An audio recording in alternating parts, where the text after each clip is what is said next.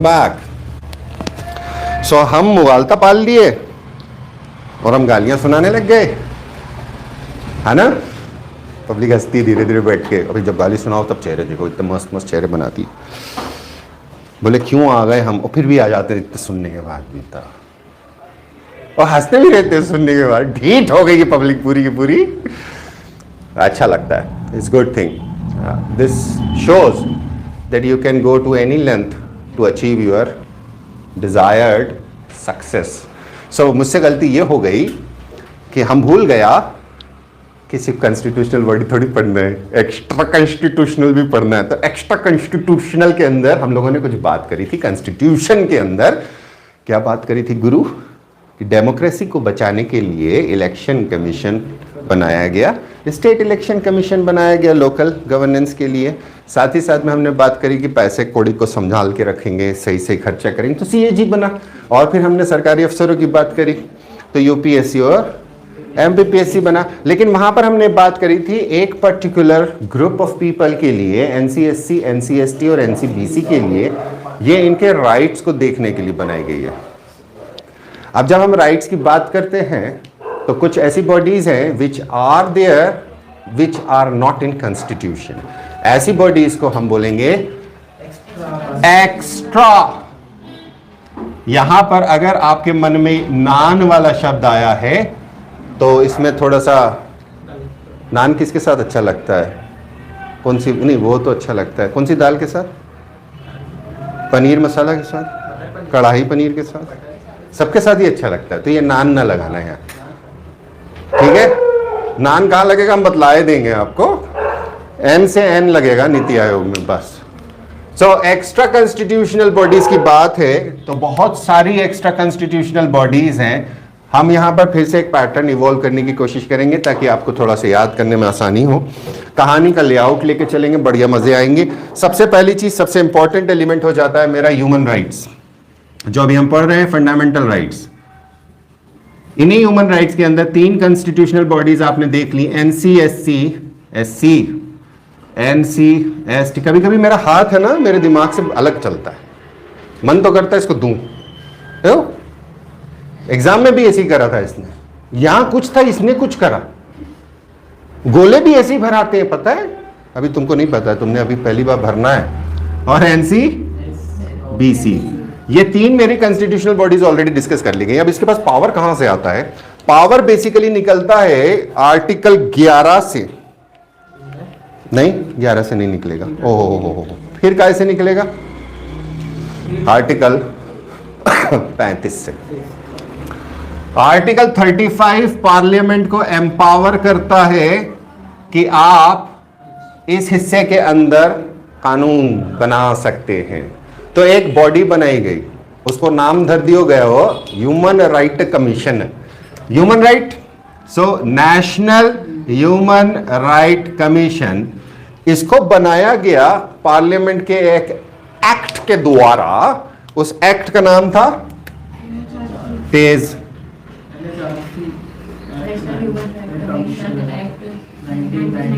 तुम लोग गुनगुनाओ मत यार, इतना चिल्ला के बोलो कि बाहर तक आवाज आए। क्या? National human rights commission act 1993। Okay, बन गई। अब यहां पर इसी एक्ट के तहत एक और बॉडी बनाई गई, इसी एक्ट से, SHRC।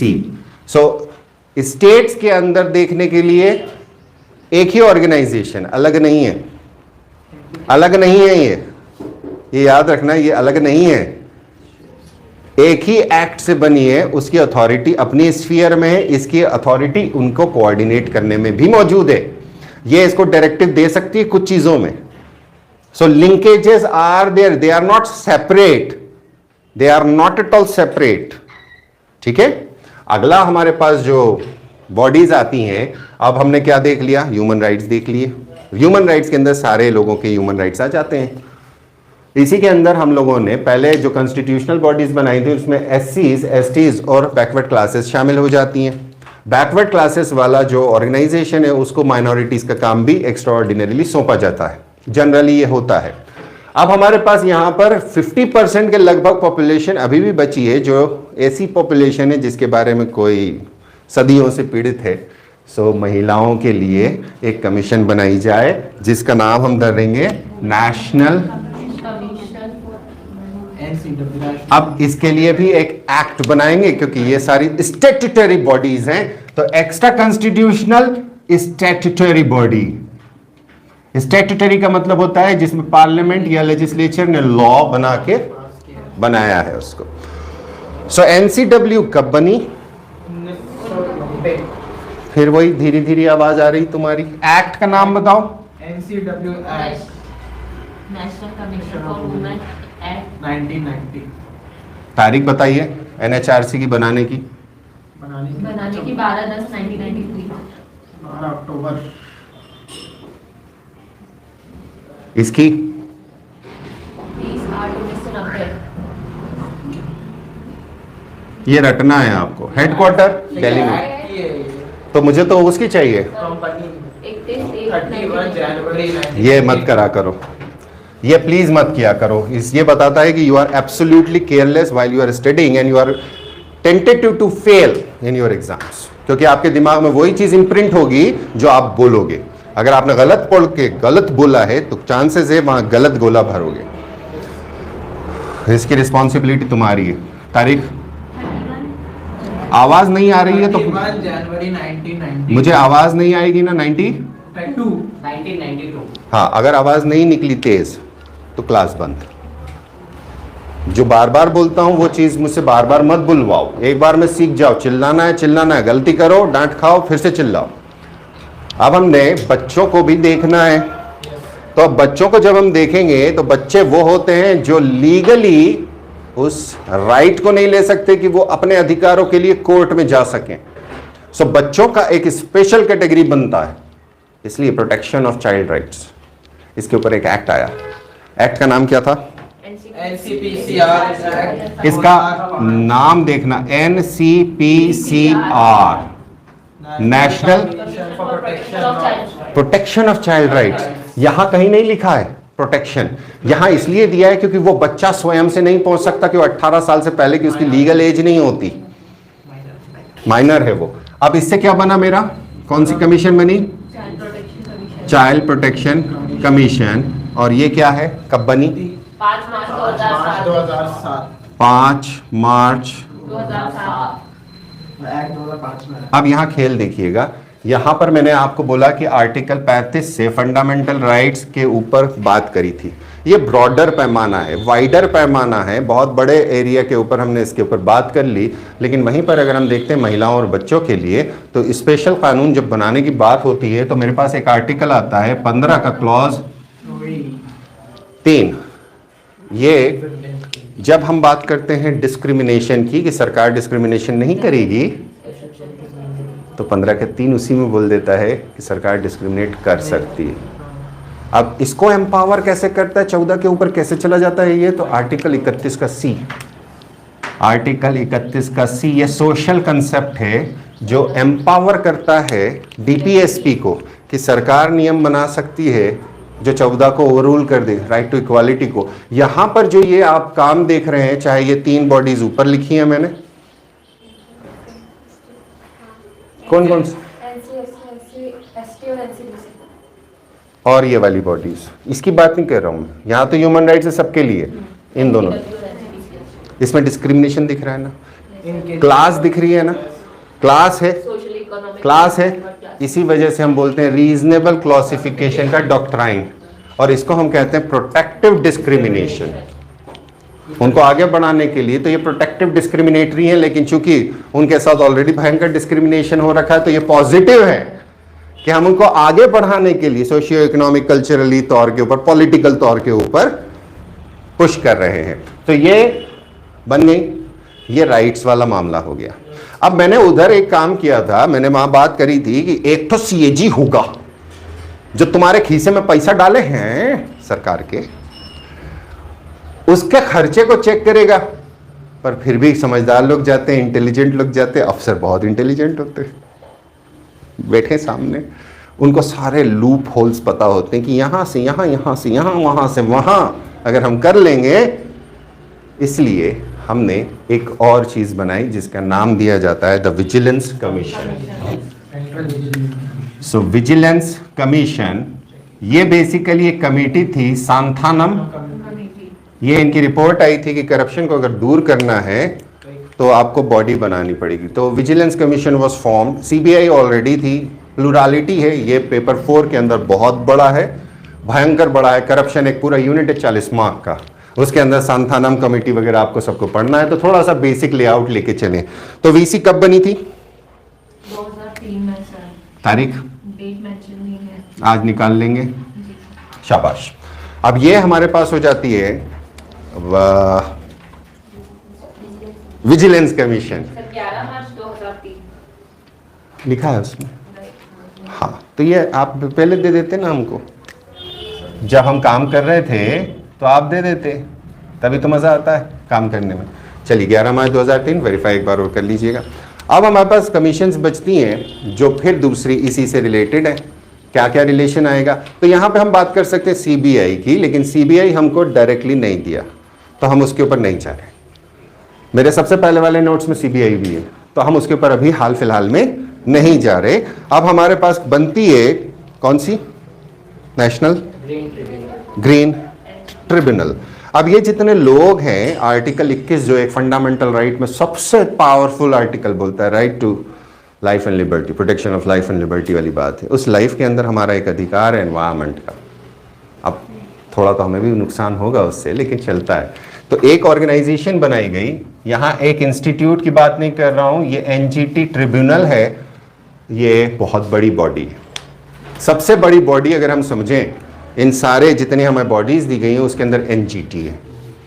एनजीटी का एक वर्डिक्ट आया था, एक किसान के ऊपर उन्होंने 2-3-4 करोड़ का दंड लगा दिया था। एक पेड़ की कीमत 1 करोड़ से ऊपर। अगर ऐसे ही आपने पेड़ काट दिया आपके खेत में और किसी ने फोटो खींच के भेज दिया तो वो है जजमेंट। वो जजमेंट के हिसाब से आपके ऊपर फाइन लगा दिया जाएगा। एक पेड़ अपने जीवन काल के अंदर इतना फायदा देता है, जिसको अगर आज आप देखोगे तो वो कई करोड़ के बराबर है। ओके, सो एनजीटी बनाया गया, इसके लिए भी एक एक्ट बनाया गया। एक्ट का नाम था ईयर 2010। ये कब बनी? 18 अक्टूबर 2010। शाबाश, यहां तक ये हो गया। अब इसके बाद में मेरे पास एक और एक्ट आता है, इंसान को खाना जरूरी है। सो अनफॉर्चुनेटली जो खाने वाला मामला है वो एक्ट तो यूनियन गवर्नमेंट ने पास किया है, लेकिन उसके रिस्पॉन्सिबिलिटी दे दी कमीशन बनाने की स्टेट्स को। सो एक्ट का नाम है द फूड प्रिजर्वेशन 2013, और इसके ऊपर जो बॉडी बनाई वो क्या है स्टेट के अंदर? अब ये स्टेट के बारे में है, MP food preservation commission. Year, तारीख बोल दो। 21/7/2017। 21/7/2017। आपको पता है ये इतना लंबा समय क्यों लगा?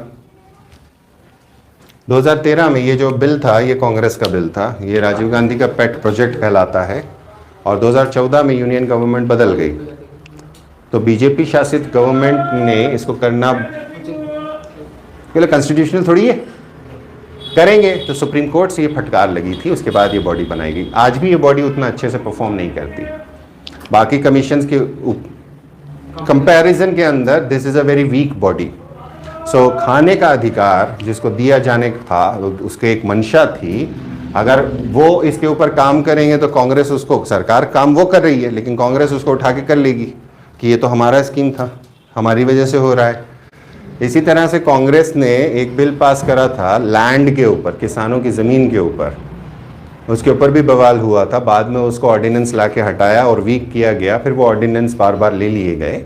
सो ordinance is a temporary law. So आपको धीरे धीरे ये चीज़ समझ में आना चाहिए कि लॉ कैसे वर्क करता है। अभी हाल फिलहाल के अंदर तो आप बस इतना ही काम करके रखें कि क्या चीज़ किस प्रकार से चल रही है, ठीक है। सो ये आ गया आपका। अब इसमें एक चीज़ बच जाती है मेरी, दैट इज़ इंफॉर्मेशन कमीशन, क्योंकि स्टेट इंफॉर्मेशन कमीशन भी दिया हुआ है, इसलिए उसको मैंने अलग लिया। वहां पे हम पैरेलल चल रहे थे, यहां पर एक बॉडी हमारी स्पेशल बन जाती है जो आरटीआई एक्ट से निकलती है। एक्ट का नाम है राइट टू 2005।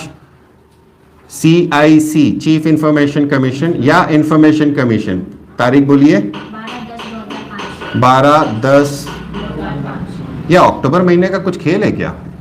12/10 हाँ क्यों है 18/10? अब 3 तो ये 10 वाले याद हो ही जाएंगे तुम लोगों को, उम्मीद करते हैं। हाँ अब इसकी जो बॉडीज हैं उन्हें देख लें एक छोटा छोटा सा एक्सपेरिमेंटेशन के तौर के ऊपर। एक्सपेरिमेंटेशन क्या है कि बॉडी किस तरह से बनी है। तो NHRC is a plural member body, काफ़ी कॉम्प्लेक्स है क्योंकि जितनी दूसरी ह्यूमन राइट्स से रिलेटेड बॉडीज़ हैं, चाहे NCSC है, NCST है, NCBC है, NCW है, NCPCR है, इनके मेंबर, इनके चेयरपर्सन एक्स ऑफिशियो की तरह बैठते हैं। सो ये एक कॉम्प्लेक्स स्ट्रक्चर क्रिएट होना चालू होता है NHRC से। SHRC के अंदर सिंपल स्ट्रक्चर है, NCW का सिंपल स्ट्रक्चर है, बट ये इनके कोऑर्डिनेटिंग बॉडी की तरह से विजन की गई है, एनविजन की गई है। इस वजह से इसका स्ट्रक्चर थोड़ा सा कॉम्प्लेक्स है। इसी तरह से NGT का स्ट्रक्चर कॉम्प्लेक्स है। इनके अलावा एक बॉडी और है, कोई बॉडी छूटी तो नहीं है यहाँ चार्ट में पहले वाले में?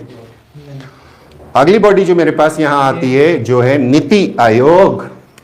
अब NITI Aayog is extra constitutional non statutory, यानी इसके लिए लॉ नहीं बनाया गया है। NITI Aayog has replaced farmer planning commission और तारीख है 1 जनवरी 2015। So that is the structural part कि कहां पे कब बनी है। मैक्सिमम का हेडक्वार्टर इज न्यू दिल्ली। कहीं पर लिखा हुआ अगर आपको मिलता है दिल्ली तो वो दिल्ली है, वो कॉन्स्टिट्यूशनल वाले में आएगा। बाकी सब के अंदर न्यू दिल्ली, कॉन्स्टिट्यूशनल में भी न्यू दिल्ली मिल सकता है। अब इसके अंदर जो मेंबर्स हैं इसे हम नाम के साथ पढ़ेंगे। मीनवाइल आपको मैंने वो भेज दिया है, क्या बोलते हैं PDF। सो घोटा लगाइए, रट्टा लगाइए। 3 पेज हैं, बढ़ गया है मामला, बेसिकली खुला खुला है वो, क्योंकि वो 2 पेज के अंदर इट्स वेरी कंप्रेस्ड। वो शॉर्ट फॉर्म्स हैं। कई बार हमारे दिमाग से एक शॉर्ट फॉर्म भी अगर मिस हो गया सो वो फॉल्ट लाइन मैं समझता हूँ पिछले एग्जाम्स के अंदर आई है। वो मिलेगा आपको चार्ट, लेकिन at the end of the सबके बाद, ताकि आप ये सब करके बैठे हो तो उससे आप फटाफट रिवाइज कर सको। So take care, coming back immediately. 2 minute का 5 मिनट का ब्रेक। एडमिनिस्ट्रेटिव पॉलिटिकल स्ट्रक्चर्स वाला काम है, MP का जनरल डिस्क्रिप्शन वो ले रहे हैं हम। Bye bye.